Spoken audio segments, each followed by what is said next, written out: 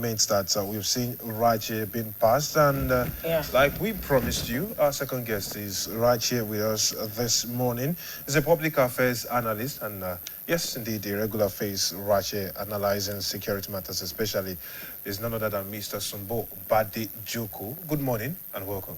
Good morning, Victor. Tesumbo, you're welcome once okay. again. It's good to Good have you morning, here. viewers. It's always a pleasure. Let's do this again. Now we're going to do it again after now. You know, the issue is right here in our faces, and I think I want to ask you, I want to start with you on a different note. Okay. If you were put in charge right now, what architecture would you put, in light of everything that's happened in the past year, what architecture, what frameworks, how would you institutionalize your state police department? But that's the easiest. It's the easiest? Honestly. Tell us. We have Amotekun already. We have Oitrima already. Match the two of them. Oh. The tactical squad. And you have your state police.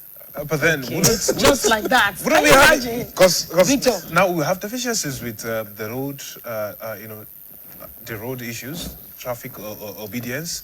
We would have issues, and there's a directive to not actually go on with Amotekun course, and This process is going to change all of that. Speaking like that, it means you are living in the past. There's a change in status quo ongoing. It's going to change everything. So whatever we think is the setback or the challenges that the current structure is having will be changed. There are setbacks, but you look very excited that this is happening. Because this is where we ought to be. We are just heading to the right place now. The right bus stop. Yeah, the right destination. Okay, I'm glad that you're excited that we now have in existence state police. Now that we have it. We are going You're- to have it. You are going to have, okay, No, yeah, because no. you have to. No, you have to I want to use that word. Permit me to use that word. Now that we have it, because we have taken the first step, which makes it clear that it has become a reality before our faces. But to my mind, it's still coming back to the states. The state assemblies have roles to play. Every state has a peculiarity. So the domestication of that particular bill involves the state assemblies. Where do you think that the state assembly should begin from? It's not, it's not the domestication. It's actually a constitutional amendment. I know, I'm using that word. When you say domestication, that means it's an act of National Assembly that now needs to be domesticated. This is a constitutional amendment procedure. But we have a role to play in our National Assembly to make this, real existence with the wouldn't- peculiarity. I can't remember precisely whether it's my penultimate appearance here or the one before that. I did say something that, this is close to restructuring. That Nigerian state as presently constituted is very easy for the ruling party to restructure. You have 31 governors. You only need 24 to have restructuring. So, we will now wait and see that governor who will not be able to make the state assembly that are under their control to fall in line fast enough. Then we will know who the real enemies or the real problems that we are facing, who they ought to really have. So that's why I said it is very easy now. The APC and the Tinubu administration would not have any excuse. Not to restructure the country. How come the bill passed just like that? Because they had more? Because they had the numbers. Okay, the numbers favored them. But let's look at the funding. The figures too has to come up somehow. You're giving us a very sharp, concise, and brief way to frame this Because particular... I on my way here, and I haven't been told 2 days ago that I'm going to speak on it, I was just laughing because I decided to come and just simplify the whole thing. Okay. So that the fear, even the funding that you are bringing up, I don't see it. Tell us how. I told you in Oyo State, for instance, we already have the Amotekun. Are they not on payroll? They are. The Hoitma guys are on payroll. Every police will have a traffic division. Yeah. And I said, you're going to merge those two, then you create a tactical squad. You don't have to give AK-47 to all the personnel. No. you need to have a unit that would be handling special weapon and tactics, a SWAT unit. Which Those might are be the those ones that will to be recruited deployed. And those are the ones to now be recruited. into the system. Then you need some that would handle administration, some communication experts. Then you now have to like put installations of some technologies in place. Those are where these are fixed assets. The personnel, you may not be needing more than 2,000 personnel to add to what we have. For each state? No, for I'm your speaking state. for you. I For live your here. You understand? Lagos may not even need up So to you're saying that. we are possibly seeing a return of police with batons on the streets instead of guns? We don't need guns. No, like that. I'm asking because I remember when I was a kid, I saw police with batons, and all of a sudden I stopped seeing them with batons. I started seeing them with guns, and because people we became messed more up afraid. the whole thing. Don't forget, we had military dictatorship for a long period. That changed so many things in this country. Our orientation, it brought in the culture of impunity. It was even under the military that corruption became institutionalized, and we are dealing with all of that as we speak. You understand? Even the police were denigrated under the military because the police was kind of stronger under the civilian administration, the First Republic, the Second Republic. But along the line, because of the military rule, we had quite almost 29 years of military rule. So that's, if not, what am I even saying? Okay, yes, almost 29 years of military rule. So when you look at all of that, it will definitely have impact. And that's why the military is still a little bit strong. That's why their generals still call the shots, the retired ones, that's why they are still powerful and influential. But now, the ideal thing, even in civilized society, any society where you see guns everywhere, it's not a civilized society. Mr. Badik Joko, you mentioned the First Republic, but there were allegations that some of the regional police that were used back then, some of them were used for personal purposes, and it raised a lot of distrust amongst the public back then. I also remember that there was a conversation I was having with someone about the Agbekoyas of back then, and then relating to the OPC now. Now some people started asking questions about how they were used for personal purposes by some individuals with power. Is that not a concern right now that we have the 2027 elections coming? Right now that we are looking at the possibilities that some individuals want to retain power by all means, and they might start utilizing the state police the way they want because they call the shots in their states. That is not going to be true. Why? Because in the bill passed, one of the provisions says that the commissioner of police, that the governor cannot appoint alone. He has to do it in consultation with the newly structured police council. Now, should the governor give an instruction that commissioner finds contrary to the standard operation, he can detail to the police council, and the police council will have the final say. That, in a way, has put a check on those kind of fear. So when it's just coming up, and we cannot, because it has been abused in the past, now say we don't want it again. When obviously its absence is giving us so many problems. We're just generally concerned about the framework so that we will not make the same mistakes of the past. It took a long time to get here. There was a time states were asked to submit memorandum. I was angry at Oyo State government for not joining him. And they said it's a waste of time. They may see it as such, but the reason why it was requested then was so that they can have, an aggregation of proposals that they can now look at to see how they can harmonize the whole thing and get what would fit in, because every society is not structured the same way. And therefore, the direction of our need for state policing here in Southwest may not be the same as the North, or the Middle Belt, or the Southeast or South-South region. Do you understand? In the South-South, for instance, they will need more of Marine Squad because it's a creek. Here, we have forests that are ungoverned, So we need more of rangers. So there will be some uniqueness or peculiarities to across board. So when you now, and that's why they call for that thing, so that they can look at, okay, in your state, this is where you feel, or how you feel you can operate it. That will be put into consideration because it's one law eventually that will be passed. And perhaps they relied on the ones that submitted, or they just used the initiative drawn from people's opinion across board. You understand? A lot of people have been speaking, hearing their views on how these things can be structured. So, and of course, the lawmakers themselves, half of them have legal background.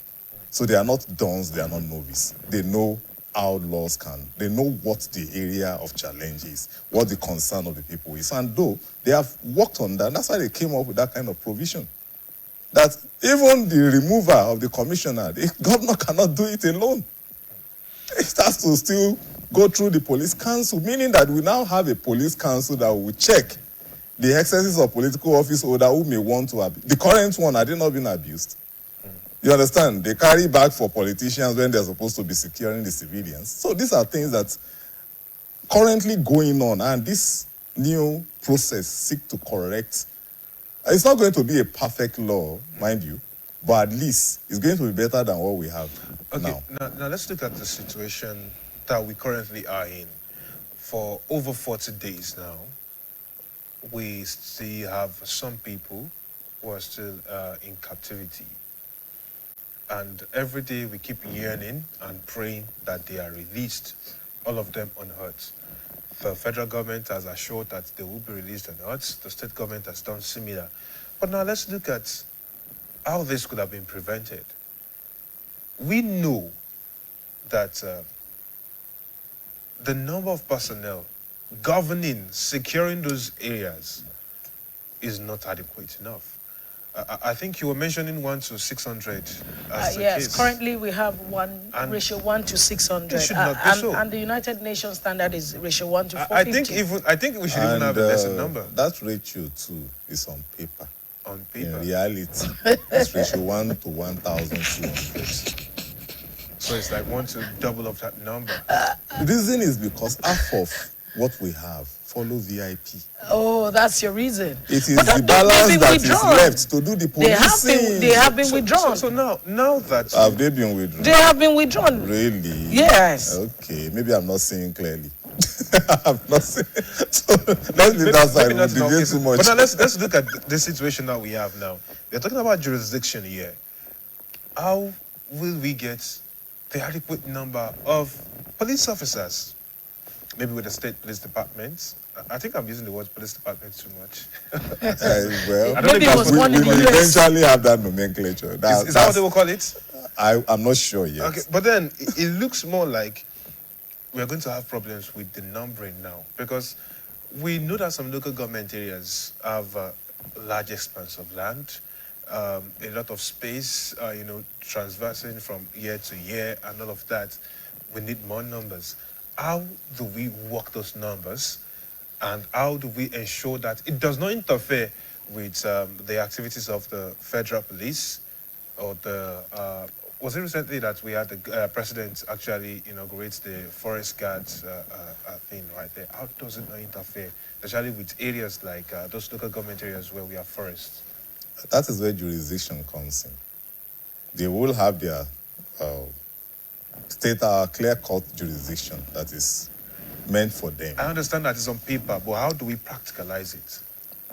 We don't have it on paper yet. I know it will be on paper. And it will be practicalized exactly the way it is. For instance, that's the missing link. We have the State Judicial Commission. We have the court system at the state level. But we do not have the state police to implement the state laws. And we have the state assembly. Do you understand? We do not have prison yet, or something like a penitentiary, where state criminals can be kept. That has been moved ab initio into concurrent list. The governors have just decided not to build prisons yet. Now they must build. That's the point. You understand? They must build, but it's not part of this process. They just don't see the need for it yet, Because why will I build prison when my Amotekun cannot prosecute? Do you understand? But now there will be reasons to do that. And of course, anybody that is violating state laws and is prosecuted under the state law goes there, not Agodi again. We may even have a situation where the state government can negotiate with the federal. Look, we are not managing Agodi very well. Let us take it over. We'll do it. Instead of building afresh. And so they just expand. They will just like refurbish the whole place and tell them to look for where to keep their federal offenders. Something like that can happen. Because why? Agodi is right here in Ibadan. And federal prison is not supposed to be everywhere. We may have that kind of situation coming up across board. So we might because just obviously, the correctional services is having challenges, underfunded. And that's why the prisons are not well managed. So to my mind, we can even be looking at having one federal prison in the southwest. Yes, which will have a very large capacity. One federal prison. Yes, that will have. It can have different compartments, but very large. That would be prisons. Something like that. Inmates that would just be from the. They may decide to just retain Kirikiri, and the other ones are in other states can be taken over by the states. So that's another angle to it. So there will be developments. Okay. That would definitely. So it's even a long process. It's a process. So when we are linking it to the election, I say, come, election is politics. This is governance issue. Governance will not be put on hold because of election. It's never done anyway. And that's where those who are trying to politicize the whole thing, in fact, those are the people that we should suspect. They are the real people we should now beam our searchlight into their own activities. Why are you criticizing the way forward if you don't like the position that you have? Okay, just recently, precisely yesterday, the federal government or the CBN ordered banks to freeze assets of BDCs, 6 individuals, over alleged terrorism funding. What's your tip? I mean, I'm sure you must have seen this. It's a welcome development. Yes, but it's not only BDCs. Exactly. Is it just the 6 individuals? They may just be. These are product of investigations. Okay. Before they will come up to do that, they have done so many background things that as we speak, there are lots of background investigation going on as regards terrorism finance. And don't forget, we are sharing intelligence now with the United States.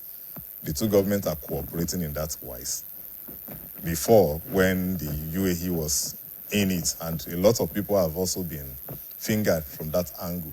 So, the finance is a lifeline. Once you track it to the source and you block it, you are solving the problem gradually. Because when they don't get the funds, you are going to have a situation where the operations will be affected. And then we'll begin to have peace gradually. No nation will develop in a country where insurgency is holding sway. No. And it's really contradicting the efforts or sabotaging it of the government trying to go all over the world looking for investors. They won't come. They will say, go and secure your country first. And we don't even need to go around. We only need to secure our country. We have huge advantage. We have population. The most populous black nation on earth. 230 million and counting. And young population. 65% of that are young population. That guarantees what? Labor. That guarantees what? Market. Economically, we are specially positioned. The government just need to deal with this hydra-headed problem once and for all, and then you have every other thing fall in place. Because you are looking at investors coming to solve what governments in other countries would normally do. Power, for instance. Public water, for instance. We are sourcing all of this. But then those who are ready to come and put money to set up the thing for you, you are making them afraid. When you have some ragtag guys wielding AK-47 all over the place who kidnap them, they won't come. But once you take care of that problem, you will see them even begging, scrambling to come and invest here. All right, now, I want us to look at a different issue that somehow leads to the security issue we're talking about and this bill, amongst other things. Over time, I've watched with keen interest some individuals point out Nigerian graduates and saying some of them are not employable. Over time, I've seen some people ask questions about what the educational system is pouring out. I've seen some people ask questions of those we are birthing now, what they are used to, and what many of them tend to do in the society. And I'm asking a question because we have asked too many questions of security men, security personnel, saying many of them are not so exposed, the way they respond to questions, the way they address you, the emotional intelligence levels. And these are things that a proper educational system should take care of. At what point are we going to look back at the educational system and ask questions on how we train ourselves so that this economic viability that we want, the productivity that we want, the security personnel that we think should be out there, we are going to rejig the system and we are going to get them adequate training? Because trust me, we need training for whoever is going to be with the state police, whoever is going to secure us, to be able to ask the right questions, to understand, read the room, and of course be emotionally intelligent. When it comes to training, that seems to be the area of concern. When it comes to training, I can beat my chest here in this studio that there are personnel, there are scholars, you understand, experts, I think that's the right word, that can do the training. Across Nigeria or? For as many as are willing to subscribe to their services within the country, if it is training. You understand, there's no problem in that area. The other issue that you raise, as we speak, the curriculum system is currently being changed, modified across board, from the primary down to the tertiary level. There are emerging fields that are now being incorporated. And for a graduate to be tagged as unemployable, you know, a university degree is what the university will give you. But to call yourself a graduate, you need to also train yourself. What other ancillary training did you acquire along the line? Skill acquisition is now an integral part of the curriculum. Before, it wasn't there. Do you understand? But where it concerns the government is creating a structure that would, a system that will accommodate everybody. We don't have to, you don't have to go through the university before you become a technician. That's skill, vocation. What you need is vocational training. But when you get the vocational training and the organization to employ you is not available, you begin to do something else. Those guys that are insurgents, the president as a candidate said something, that whosoever can cock a gun to shoot can drive a tractor. Meaning the person has what it takes upstairs to be trained in technical vocation. Because handling a gun requires its own technicality. So anybody that can do that and now become an expert in it to the extent that is performing operations with it can undo any kind of machinery if properly trained. So that is where the government needs to now focus on. Create, how many factories that do we have? We need to rejig our manufacturing sector, expand it to accommodate these people. You understand? These are people that are needing technicians. They are really in need of them. Then we are in the era of information technology. We're not doing bad in that area. You and I both know that. You understand? So we don't even lack anything. We have people who have even created technological innovations and they are global brands now, Nigerian owned. So we don't have much problem in that area. But in the area of vocation, we have not created a system to accommodate everybody.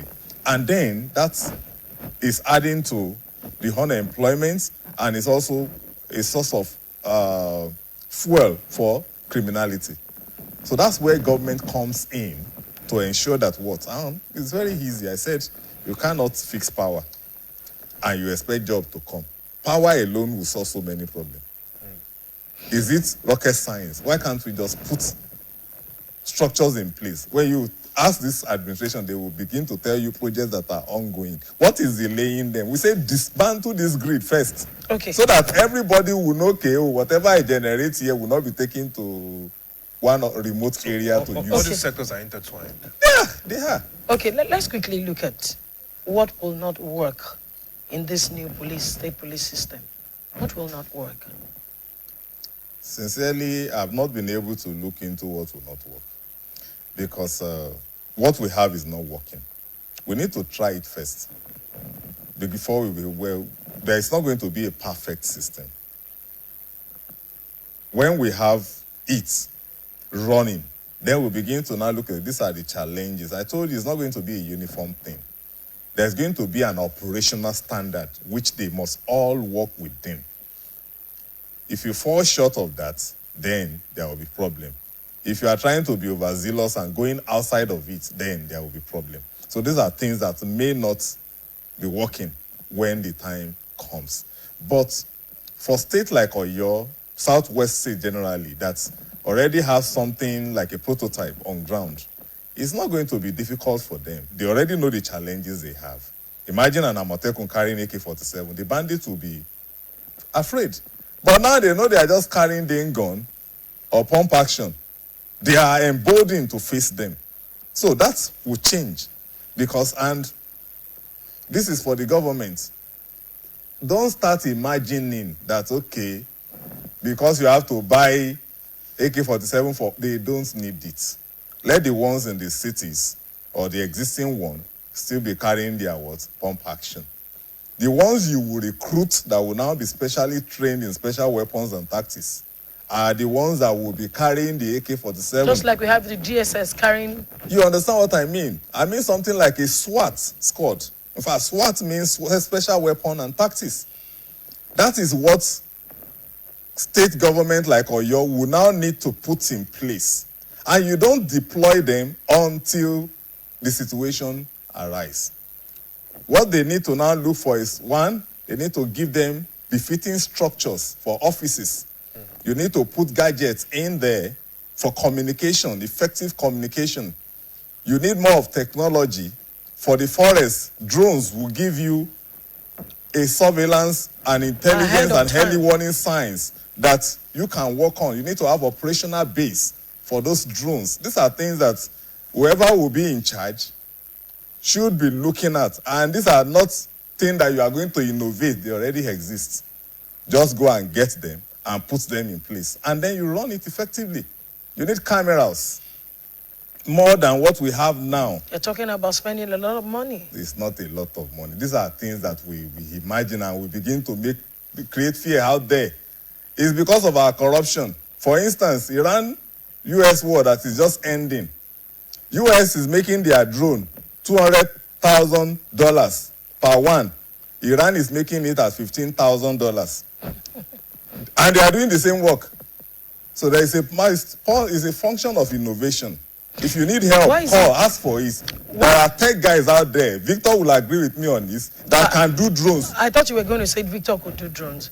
Okay, that's on a lighter note. Let me quickly. I wouldn't know. I don't know. I don't know what it does in the secret. Let me quickly ask you this question. Don't you think that it's high time our government allowed individuals to have drones? To have drones? No. No. I'm coming. Or parents, let me say groups. Like communities, allow them have drones to monitor the environment. I mean, what is it there that, security in local areas cannot have their drones? Because if we allow for this, and we're talking about funding, this will help us overcome certain challenges. It means that in the community, you can see for yourself. Of course, all of this will be just like you have aeroplanes that's been monitored by, the major body. There'll be a major body who will register them, who will monitor them, who will see who owns this drone, what's this drone doing. I mean, we can monitor our environment and see what it looks like. There's no law, I don't think, except for security issues. There are some special type of drone used for capturing, as in area surveillance, movie shooting, and the rest of them. You can have that and decide to be using it for security purpose. But the thing is, If we now ask everybody to be doing that, then what is the essence of this police? What would they now be doing? You can give them information ahead of time. Let them have their own. And get the way they will read, someone that is trained in intelligence, the way that one can cite crime from a distance. Not someone who sees the thing as a toy to play with and just looking at it. Or better still, individuals have cameras. Communities develop, camera systems. So and it's working for them. But the cost, is it in my area where some people find it difficult to pay 500 naira for security levy? Seriously? Where would the committee get 500 naira? Yes. That's reality. It's not that they don't have it. They just been they just don't want to pay it. uncooperative. Wow. They don't have reason to, maybe. Do you understand? What do you mean they don't have reasons? Some people don't have reason to. No. Or they feel they don't have reasons. They just choose to be uncooperative. Then we have a lot of work to do. That is Nigeria for you. Nigeria is... And they're the same people that will complain. That's why some people will use some funny words like a jungle, a fool. You understand? For the country, because we have people behave like lunatics. You have 20 million, 30 million to buy a vehicle. And you will tell me you cannot register that vehicle with less than 200,000? And you prefer to drive that vehicle unregistered, up and down, tinted. And we are talking about kidnapping. And the government too will be slack on that. When I said it here that the banning of Okada from a certain time is a veil, but that order is incomplete. Let's look at the curfew that someone will decide to, knowing fully well the danger involved to his own life. You are driving because it's automatic drive. You are making call at the same time.